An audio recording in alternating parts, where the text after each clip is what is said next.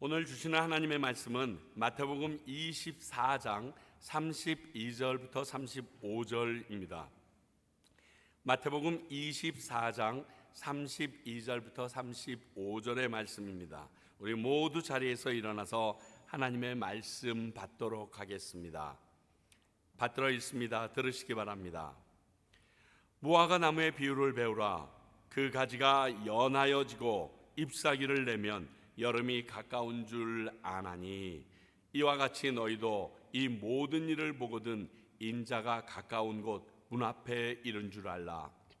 내가 진실로 너희에게 말하노니 이 세대가 지나가기 전에 이 일이 다 일어나리라. 천지는 없어질지언정 내 말은 없어지지 아니하리라. 하나님의 말씀입니다. 자리에 앉아주시기 바랍니다. 기도하겠습니다. 아버지, 예수님의 이 중한 말씀을 저희들이 오늘 봤습니다. 그리고 또 이 말씀을 통하여 우리가 어떠한 자세로 이 땅을 살아가야 될지도 묵상하길 원합니다. 그리고 그 묵상한 바대로 우리가 살길 원하는데 아버지여, 주님의 은혜로 우리 가운데 임하여 주셔서 그 하나님의 놀라운 뜻이 저희들의 심령 골수에 박히게 하여 주시옵소서. 아버지여, 저희들이 말씀을 듣고 예배를 드리는데 그저 하나님과 상관없는 일들이 우리 앞에 펼쳐지는 것이 아니라 모든 것들이 하나님과 함께 연관된 말씀임을 잊지 말고 받아들이는 저희들 되도록 먼저 저희들의 마음밭을 기경시켜 주시옵고, 말씀을 전하는 종도 내 말이 아니라 하나님의 말씀을 전하는 두렵고 떨림이 항상 있게 하여 주시옵소서. 모든 어둠의 세력들을 주님 이 시간 다 막아주시고 살아계신 예수 그리스도의 이름으로 기도하옵나이다. 아멘.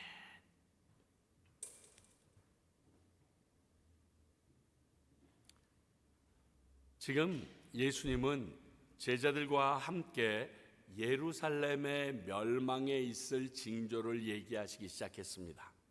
그렇게 징조를 이야기하다 보니까 세상의 멸망에 대해서도 언급하게 됐고 그 뒤에 있을 예수님의 임재, 즉 재림에 대해서도 이야기가 확대돼서 지금 저희들에게 계속 나눠지고 있습니다. 그래서 지난주 예수님의 재림 때 일어날 많은 현상들에 대해서 나누었고, 그 후에 무화과 나무 잎으로 여름을 판가름하는 계절이 될 수 있듯이 예수님의 재림 때도 이같이 분별할 수 있다라는 내용이 오늘 말씀이 되게 됩니다. 그리고 25절에 말씀하기를 천지는 없어질지언정 예수님께서 하신 이 말들은 없어지지 않는다는 말로서 오늘 단락을 마치고 있습니다. 그래서 저는 오늘 말씀 중에서 25절 내 말은 없어지지 아니하리라 라는 이 말씀이 무엇을 의미하는지 좀 생각해 보고요. 그리고 우리들에게 이 말씀의 속뜻을 적용해 보는 것으로서 오늘 말씀을 같이 묵상해 보려고 합니다. 자, 내 말이 없어지지 아니하리라 했던 이 말의 의미는 첫 번째, 예수님의 재림은 반드시 있다라는 말씀을 하시기 원하셔서 하시는 겁니다. 오늘 이 말씀을 하신 가장 우선적인 이유가 예수님의 재림에 대한 확실성을 알려주기 위하여 내 말은 없어지지 아니한다라는 말씀을 언급했다는 것을 아셨으면 좋겠습니다. 이 말을 하시기 위해서 무화과 나무 비유도 이야기하신 것입니다. 저희 집에 있는 무화과 나무를 보면 이 말이 좀 잘 이해가 안 됩니다. 여기는 사시사철이 언제가 여름인지 모르겠는데 열매도 사시사철 계속 열리고요, 나뭇잎도 사시사철 떨어지고요, 그리고 나뭇잎이 새롭게 생기는 것도 사시사철 계속 생겨서 도대체 저는 계절을 모르겠습니다, 무화과 나무를 통해서. 그런데 이스라엘에는 분명히 이렇게 무화과 나뭇잎을 통하여 여름이라는 계절을 예측할 수 있었던 것 같습니다. 그래서 32절의 말씀을 보면 자연의 순환처럼 예수님의 재림은 확실하다라는 의미로 지금 무화과 나무의 비유를 쓰고 있는 겁니다. 여러분, 우리는 매년 계절을 기억합니다. 저는 아직도 과테말라의 계절은 기억 못하는데 여러분들은 겨울이라고 그러고 막 파카도 입고 막 난 사시사철 반바지에 반팔만 입고 다녔으면 좋겠는데 하여간 그럽디다. 그리고 매년 지나가는 우기랑 건기도 와서 1, 2년 동안은 그런 것 같으니 요즘에는 뭐 우기가 건기 같고 건기가 우기 같고 요즘에 하여간 날씨가 좀 이상해서 그런지 모르겠지만 하여간 그런 일기가 있는 것을 우리는 다 인정합니다. 부정할 수 없는 것들입니다. 왜냐하면 항상 동일하게 저희들 앞에 스쳐 지나가기 때문에 그렇습니다. 그런데 예수님의 재림도 이 자연적인 현상, 봄, 여름, 가을, 겨울이 지나가는 것처럼 지금까지 말씀하신 징조가 있게 되면 계절을 부인할 수 없듯이 반드시 예수님의 재림도 있다라는 말씀을 지금 하고 계신 것입니다. 예수님이 이렇게까지 강조하시면서 말씀하시는데도 예수님의 재림을 믿기는커녕 인정조차 하지 못하는 많은 사람들을 보면 너무 안타깝습니다. 한마디 더 할까요? 교회에 다니는데 예수님의 재림을 믿지 않는 많은 신도들이 있다는 것도 마음을 안타깝게 합니다. 여러분 기억하십시오. 예수님의 재림은 반드시 있습니다. 여러분들이 부인해도 그분은 여러분 눈앞에 재림하실 것입니다. 요한복음 14장 1절부터 3절까지 보겠습니다. 너희는 마음에 근심하지 말라. 하나님을 믿으니 또 나를 믿으라. 여기서 나는 예수님을 가리킵니다. 내 아버지 집에는 거할 곳이 많도다. 그렇지 않으면 너희에게 일렀으리라. 내가 너희를 위하여 거처를 예비하러 가노니 가서 너희를 위하여 거처를 예비하면 내가 다시 와서 너희를 내게로 영접하여 나 있는 곳에 너희도 있게 하리라. 지금 예수님이 하신 말씀입니다. 오죽하시면 이 말씀을 하시고 오늘 내 말은 없어지지 아니하리라라고 하나님의 아들이시면서 하나님의 본체이신 창조주가 직접 말씀하셨겠습니까? 한마디로 믿으라는 겁니다. 나 온다. 좀 더뎌져서 너희들이 어찌할 바 모르는 것 같은데 나 반드시 온다라는 말씀입니다. 이게 봄, 여름, 가을 너희들이 지나가는 것을 느끼듯이 확실한 일이라는 것입니다. 그리고 33절을 통해서 지금까지 내가 너희들에게 말한 그 징조들을 기억하라. 그 징조들이 너희 눈앞에 펼쳐지게 되면 내가 오게 되는 것이다 라는 겁니다. 이 말을 다른 말로 얘기하게 되면요, 하나님의 말씀에 민감하면 세태를 헤아릴 수 있고, 아직 저게 아닙니다. 세태를 이해할 수 있고 흐름도 읽을 수 있다라는 말씀입니다. 여러분, 이 징조를 통하여 그것이 가능하다는 겁니다. 우리들이 주변의 식물의 모습이나 변화, 또 날씨의 변화로 계절이나 일기를 감지하듯이 예수님의 재림도 여러 가지 징조를 통하여 감지할 수 있다라고, 그래서 그거 감지하라고 징조를 알려준 거지 너희들에게 뭐 예고편 준 게 아니다. 그걸로 인하여 버들버들 떨라고 너희들에게 얘기한 것이 아니다. 지금 말씀하고 계십니다. 그 징조들을 기억하고 있으면 예수님의 재림의 시기도 분별할 수 있다는 겁니다. 딱 언제인지는 모르지만 문 앞에 서 있다라는 표현 쓰셨죠. 금방 문만 열면 들어올 그러한 시기구나라고 느낄 수 있다는 겁니다. 그러니까 내 말은 없어지지 않는다는 의미의 가장 중요한 것은 예수님의 재림이 반드시 있다는 것을 알려주고 앞에서 말씀한 징조들이 있다고 하신 것이므로 오늘 예수님이 하신 말씀이 가장 중요한 주제는 그분의 재림의 믿음입니다. 내 말이 없어지지 않는다라는 의미, 두 번째로 생각해 볼 것은 그 전에 예수님이 말씀하신 징조들이 반드시 일어난다는 거예요. 예수님이 오신다고 중간 단계를 건너뛰고 그분의 재림의 영광이 우리 눈앞에 그냥 바로 펼쳐지는 건 아니라는 것입니다. 그러면 한번 생각해 볼까요? 어떤 징조들이 있었나? 첫 번째, 전쟁과 기근 그리고 천재지변은 피할 수 없다라는 것입니다. 난리와 난리의 소문이 나라와 나라가 대적하는 곳, 즉 전쟁과 기근과 지진이 일어난다라고 우리가 앞에 24장 6절 7절에서 말씀하셨습니다. 또 지난주 29절에서는요, 해가 어두워지고 달이 빛을 잃고 별들이 하늘에서 떨어지고 하늘의 권능이 흔들린다라는 표현까지 하면서 천재지변도 예고하셨습니다. 이러한 일들이 일어나면 우리는 어떨까요? 두렵죠. 심하게 두려울 것입니다. 그리고 이런 이 난리가 일어나게 되면 많은 사람들이 다치거나 심하면 죽을 수도 있습니다. 그러나 이러한 징조도 예수님이 말씀하셨으니까 분명히 일어난다는 거예요. 그거는 싹 피하고 그분의 영광은 차지할 수 없어요. 자, 그 전에 징조의 두 번째가 특징이 뭐였죠? 적그리스도의 미혹이 있겠다고 말했어요. 참으로 보기 싫은 사람들의 거짓과 악행을 보아야 한다라는 의미입니다. 나 저거 보기 싫으니까 저거 건너뛰고 제 이름으로 가야지. 그게 안 됩니다.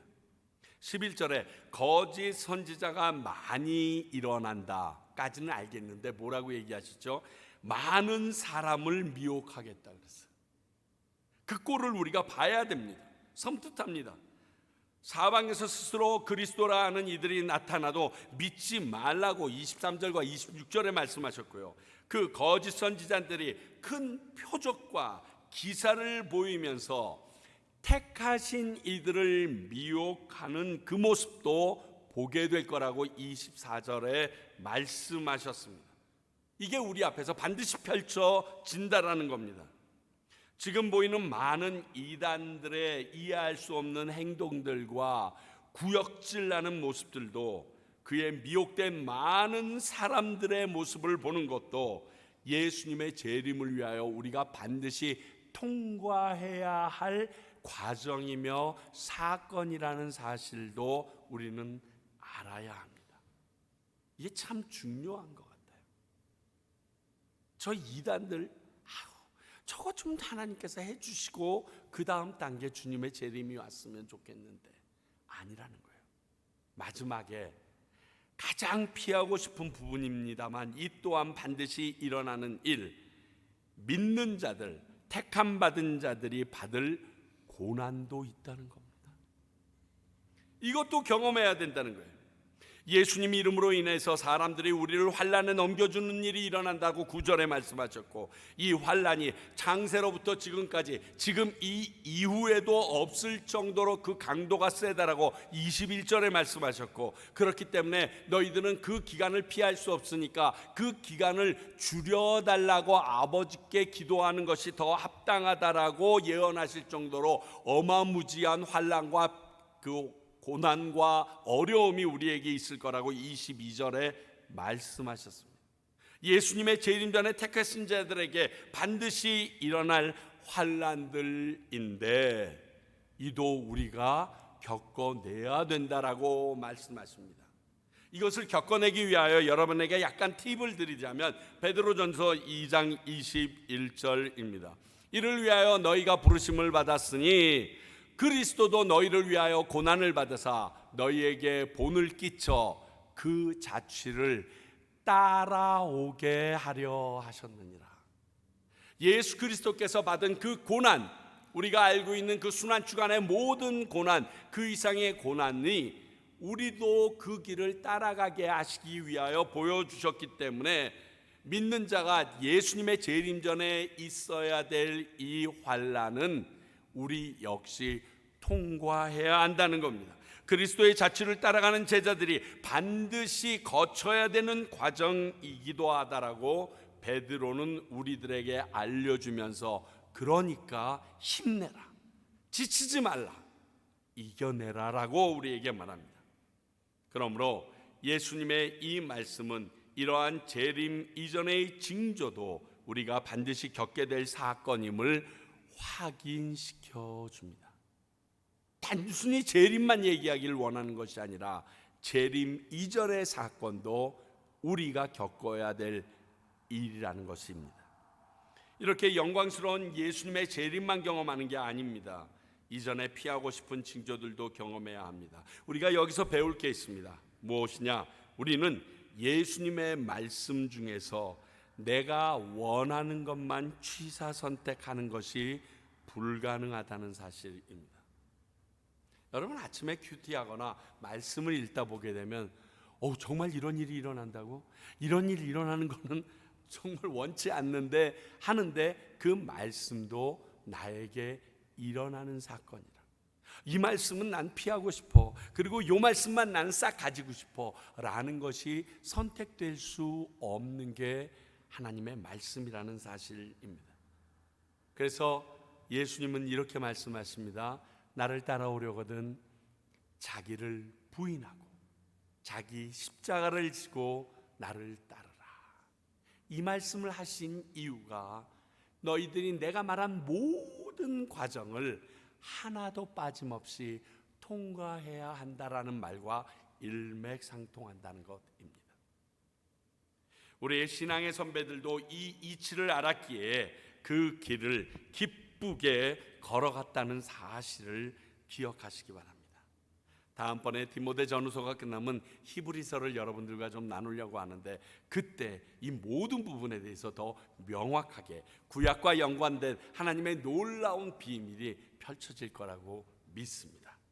우리도 그 길을 갈 수 있어야 합니다. 마지막으로 내 말은 없어지지 않는다는 의미는 모든 성경 말씀은 반드시 이루어진다라는 것을 의미합니다. 천지는 없어질지언정 예수님의 말씀대로 모든 것은 이루어진다. 이게 35절이거든요. 비슷한 말씀이 마태복음 5장 18절에 있습니다. 진실로 너희에게 이르노니 천지가 없어지기 전에는 율법의 1.1획도 결코 없어지지 아니하고 다 이루리라. 예수님이 오셔서 율법을 폐하신 걸로 생각했는데 아니라는 겁니다. 그 말씀 역시 예수님이시며 하나님이신 그분이 주신 말씀이기 때문에 당연히 이루어지어야 한다는 것입니다. 이 말씀들은 지금 우리가 보고 있는 세상의 이 현실들, 상황들보다 그것을 창조하신 하나님의 말씀이 더 영원하고 더 우선으로 삼지 않으면 안 된다는 것을 알려줍니다. 다시 한번 말씀드립니다. 여러분들이 눈에 보이는 흔히 말하는 팩트, 진실이라고 눈에 보이는 것들보다 예수님께서 하나님께서 하신 말씀, 지금 눈에 보이지 않지만 그것에 대해서 우리는 의심하고 어떤 건 믿지 않고 있지만 그 말씀이 더 영원하고 그 말씀은 반드시 우리 앞에서 이루어질 수밖에 없다는 사실을 우선으로 생각하고 살아야 된다는 겁니다. 그러므로 지금 내 눈앞에 펼쳐진 게 나에게 손해가 될 수도 있고 어떤 거는 이득이 될 수도 있지만 나의 행동과 나의 삶을 돌아봤을 때 하나님의 말씀에 비춰서 그게 바르지 않으면 결과는 하나님의 말씀대로 이루어진다라는 사실입니다. 그러므로 우리가 관심 가져야 되는 것은 하나님의 말씀이지 지금 눈앞에 펼쳐져 있는 일이 아니라는 것을 알려주고 있습니다. 이 말씀은 넓은 의미로 성경 전체가 그 말씀대로 반드시 다 이루어진다는 것을 말합니다. 그럼 우리는 어떻게 해야 될까요? 다시 한번 반복합니다. 먼저 성경 말씀을 알아야 합니다. 읽으셔야 돼요. 좀 성경 좀 읽으세요. 정말 가려워. 그렇죠. 우리가 반드시 이루어질 내용을 알아야지. 그래야 우리가 무엇을 준비해야 하는지 어찌 살아야 될지 그걸 모르면 어떻게 그렇게 살겠어요. 이루어질 내용을 모르면 이루어질 결과도 모르잖아요. 이거랑 똑같아요. 누가 꿈속에 나타나서 이번 달 1억 달러짜리 로또 번호를 알려줬어요. 근데 깼는데 그 번호를 모르네. 그러면 당첨 못 되는 거예요. 너무너무 답답하고 힘들어 죽겠는데 선생님들이 애들을 보면서 야, 이번에 시험 문제 답이다 그러고 다 알려줬어요. 그랬더니 애들이 너무 좋아합니다. 너무 좋아서 흥분하다가 알려준 그 답을 한 번도 읽어보지 못했어요. 그리고 시험에 들어가요. 빵점이에요. 그거랑 똑같은 거예요. 우리에게 하나님의 말씀을 다 알려줬어요. 앞으로 이루어질 일들이다, 이런 일이 있을 거다라고 다 알려줬어요. 그런데 안 읽어요. 그리고서 그런 일이 일어나면 이런 일이 왜 일어났지? 이미 다 알려줬는데. 내가 보기에 예수님이 더 놀랄 것 같아. 어머, 알려줬는데도 못하네 이러면서. 그런 얘기예요. 말씀을 알아야 합니다. 읽으셔야 합니다. 거기다가 성경 말씀을 믿어야 합니다. 좀 더 정확하게 얘기하면 경험해 보시면 최고입니다. 간혹 지금의 나의 지적인 수준이 문제가 될 수도 있습니다. 그래서 못 따라갈 수가 있어요. 또 하나님의 신적인 능력이 성경에 기록되어 있기 때문에 내가 못 믿을 수 있죠. 인간의 생각으로는 도저히 이해할 수 없는 일이니까요. 그런 말씀이 이루어질 것을 믿지 못한다면 이 또한 참담한 결과로 끝나게 됩니다. 그래서 믿으라고 얘기하는 거지 성경을 이해하라고 얘기하지 않습니다. 그 누구도 여러분 성경을 이해하셔야 됩니다 라고 얘기하지 않습니다. 그 말씀을 믿어야 합니다 이렇게 얘기합니다. 왜?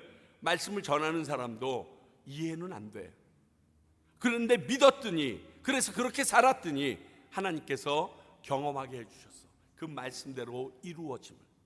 보통 말씀들 마태복음 6장 33절 봅시다. 제가 좀 풀어서 썼는데, 먼저 그의 나라 즉 하나님의 나라와 의를 구하라. 그리하면 이 모든 것, 너희들이 세상에서 내가 필요로 원하는 모든 것을 너희에게 더하여 주시겠다라고 얘기하십니다. 우리에게 어떠한 행동이나 삶을 살라고 하시고, 그리하면 그렇게 행동한 우리에게 이루어 주실 내용을 열거하는 것이 하나님의 말씀들의 많은 포션을 차지합니다. 우리의 고난의 결과까지도요. 그런데 앞에 있는 말을 믿지 못해서 그렇게 안 살고 나를 믿고 내가 준비하며 나갑니다. 그러면 뒤에 모든 것을 내게 더하여 주신다는 것을 경험하지 못합니다. 그런데 누구한테 전해요 이걸? 이 말을 내가 경험하지 못했고 내가 믿지 못하는데 참 어리석은 일이에요. 한번 경험해 보세요. 던져내 보세요. 한번 표현해 보세요. 하나님 이렇게 얘기하셨죠. 우리 해봅니다. 제가 그래서 여러분들에게 가끔 좀 여러분들이 당혹스럽기도 하고 황당무계하다라고 여길 수 있지만, 우리 예쁜 이 예배당, 정말 힘들이고 돈 들여서 만들어 이 아름다운 예배당을 교회 없는 데다가 줘버리고 우리 밖에 나가서 유리방황하면서 예배 드려보자고 얘기하는 이유가 무슨 의미냐면, 하나님의 뜻대로 살았을 때 하나님께서 그 교회에 주시는 축복을 보고 믿지 않는 사람들이 하나님의 말씀이 진실이구나, 사실이구나, 저렇게 이루어지는구나를 피부적으로 경험하게 할 수 있도록 좀 해보고 싶다는 거예요. 저는 무슨 깡을 부리고자 잘난 척하고자 하는 게 아니에요. 그렇게 되고 나면 하나님의 말씀이 진실이구나 그러고 10명 중에 한두 명이라도 주님 앞에 달려올 거 아니냐는 거예요. 하나님이 많이 말씀하셨어요. 성경 66권을 얘기하셨어요. 그런데 믿지는 않아. 좋은 말씀이네. 아무 소용없어요.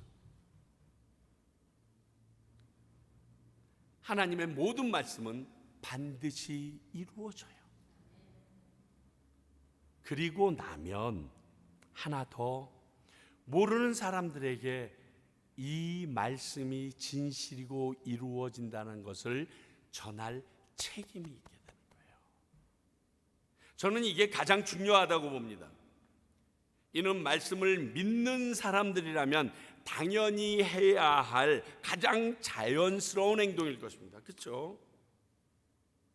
최근에 저희 동네에 한국 식품이 안 들어오고 있습니다. 근데 가끔 카톡을 통해서 귀한 연락을 줍니다. 오늘 어느 마켓에 컨테이너가 들어왔습니다. 가서 사십시오. 이렇게 말씀을 전해주는 거랑 똑같다는 거예요.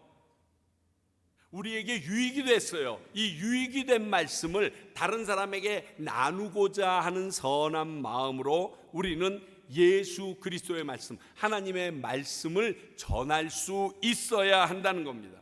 내가 그 말씀대로 행하거나 살았더니 하나님께서 내게 이러한 은혜와 축복을 허락하셨다, 이런 것을 경험한 사람이면 이렇게 전하는데 더욱 욕심이 아닐까요?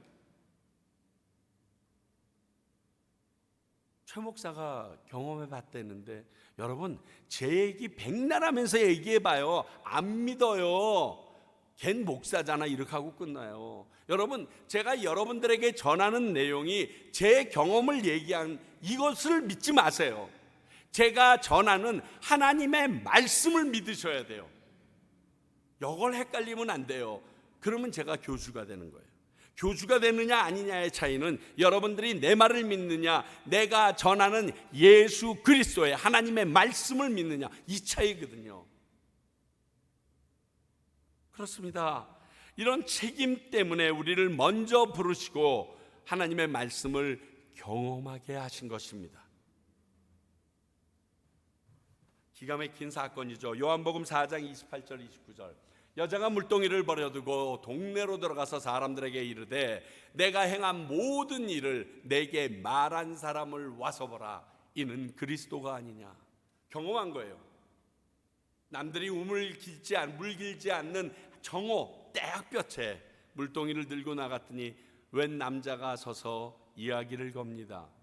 그런데 내가 5번째 남자랑 살고 있는데 그 남자 역시 내 남편이 아는 것을 꿰뚫어서 말합니다. 이 여자는 너무너무 놀랍니다. 그리고 그와 함께 대화 중에 정말 참 예배가 무엇인지, 그리스도 산인지 예루살렘 성인지 헷갈렸던 모든 분들이 명확해집니다. 그러며 그분이 메시아인 것이 내가 믿어지기 시작합니다. 지금 왔던 본래의 목적의 가장 중요한 도구인 물동이 버려놓고 온 말로 뛰어갑니다. 왜? 놀라서, 왜? 기뻐서, 왜? 전하지 않으면 견딜 수 없어서 지금 온 동네를 다니면서 이 말을 하면서 문을 두드리면서 빨리 지금 우물가로 나오라, 그래서 메시아를 만나라, 그리스도를 만나라 전합니다. 이렇게 기쁘게 전할 수 있어야 합니다. 그게 경험했기 때문에 가능한 겁니다. 그 말씀을 믿기 시작했기 때문에 가능한 것입니다. 그렇게 되면요, 요한복음 4장 42절, 그 여자에게 말하되 이제는 우리가 믿는 것은 내 말로 인함이 아니니 이는 우리가 친히 듣고 그가 참으로 세상의 구주이신 줄 알미라 하더라. 우리들에게 그들이 직접 예수님을 경험하고 이렇게 고백할 수 있을 때까지 우리는 전해야 하는 거예요. 야야야, 이제 그만해. 네가 그렇게 너를 알았다고 얘기해서 우리가 처음에는 달려나왔는데 이제는 내가 직접 예수님을 경험해보고 나니까 그분이 진짜 메시아네. 이제 더 이상 너를 알았기 때문에 그리스도라는 말 안 해도 돼. 왜? 내가 만나보니까 진짜야. 내가 그 말씀을 경험해보니까 진짜야. 이 귀한 말씀이 여기 있는데 내가 어디로 가오리까? 모든 사람들이 떠나갈지라도 나는 당신을 떠나지 않겠습니다. 그 제자들의 고백이 나올 때까지 전해야 된다는 것입니다. 사랑하는 성도 여러분, 예수님은 반드시 오십니다. 그리고 그분의 말씀인 성경의 말씀은 1.1획도 땅에 떨어지지 않고 반드시 이루어집니다. 이런 사실을 강조하며 확인시키시고 알려주신 예수님의 의도대로 어떠한 어려움과 고난이 있더라도 전하는 우리 성도님들과 평강교회가 될 수 있기를 간절히 바랍니다. 이 일을 한 사람에게는 하늘에서 어마어마한 상이 있는 것이 확실합니다. 이것은 제가 장담할 수 있습니다. 그러므로 그 상급을 위하여 믿음을 가지고 달려가야 하지 않겠습니다. 그런 저와 여러분들이 되길 바랍니다. 기도하겠습니다. 아버지 하나님, 오늘 말씀을 통하여 당신의 말씀은 흔들림이 없고 당신의 말씀은 반드시 이루어진다라는 사실, 그러기에 예수님의 재림도 반드시 있다라는 사실을 믿습니다. 아버지여, 저희들이 이 말씀을 직접 경험하게 하시고 확인받게 하셔서 내 주위에 있는 사람들도 이 놀라운 하나님의 말씀의 결과를 얻을 수 있는 삶이 되도록 도와주시옵소서. 예수님 이름으로 기도하옵나이다.